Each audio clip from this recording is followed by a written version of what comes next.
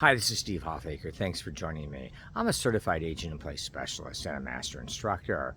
When people contact us or when we reach out to the public to discuss aging in place issues, a couple of topics usually lead to the list. Well, there are many things that people can want and desire and need, and things that we can investigate with them. But number one, in no particular order, one and two, but number one is ramping, getting someone into their house, overcoming steps and a porch and a threshold to get them into the house safely and easily.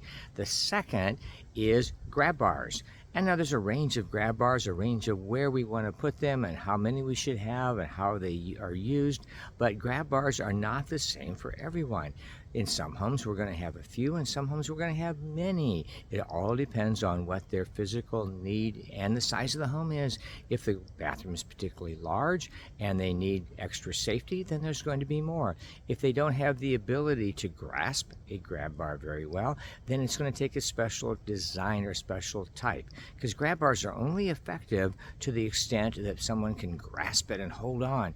If they can only touch it, if their hand slips off of it, if they can't engage it, then it's not effective. So it needs to be a device that someone can feel comfortable using, knowing that when they grasp it, when they reach out for it, that their hand will engage it and they're going to be safe, that they can support themselves and keep from slipping. So there's a lot to investigate and consider with a grab bar, a lot to have with a discussion with our clients. So it's not just that, oh, pick a grab bar, any grab bar, it doesn't matter. All you need is, you need 2, 3, 4, 5 grab bars.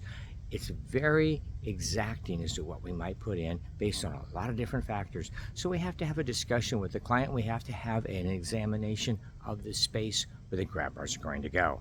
This is Steve Hoffacker. Thanks for joining me. Until next time.